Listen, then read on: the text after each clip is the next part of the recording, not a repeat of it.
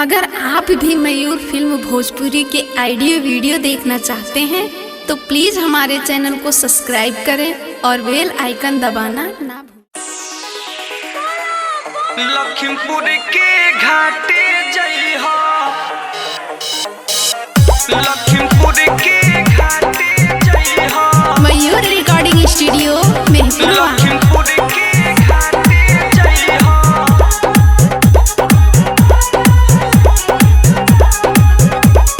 नया नोहर बनिए हो सैया, करब कैसे परब जी।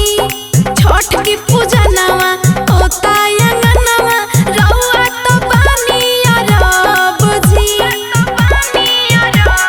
नया नोहर बनिए हो सैया, करब कैसे परब जी। छठ की पूजा नवा होता अंगनवा, रउआ तो बानी अरब जी। पियरी पहिन के धोनी दौरा उठई हो, छठी माई के घाटे जई हो। पियरी पहिन के धोनी दौरा उठई हो, लखीमपुर के घाटे जई हो। पियरी पहिन के धोनी दौरा उठई हो, लखीमपुर के घाटे जई हो। लखीमपुर के घाटे जई हो। मयूर रिकॉर्डिंग स्टूडियो मेहपुरवा। लखीमपुर के घाटे जई हो।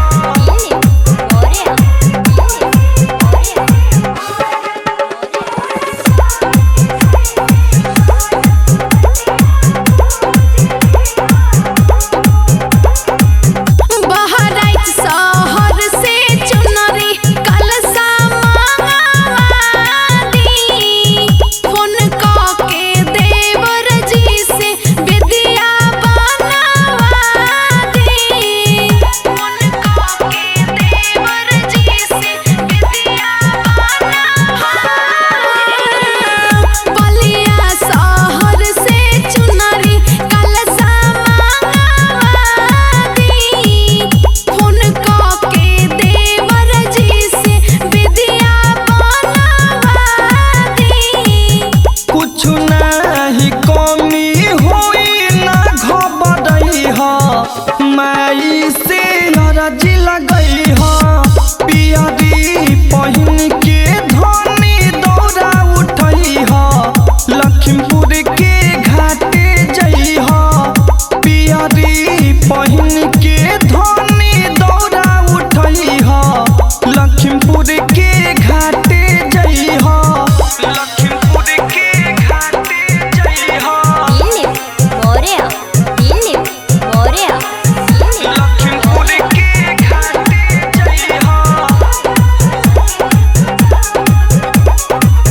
कलसा रखमनी जलसा दुआरा करवाई।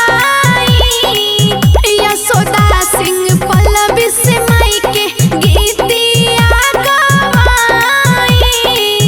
यशोदा सिंह पल्लवी से माई के गीतिया गवाई। कलसा रखमनी जलसा दुआरा करवाई। यशोदा सिंह पल्लवी से माई के गीतिया गवाई। सूरज सरगम दिलीप जी के बोलई हो, माई से अरजी लगई हो। पियरी पहिन के धन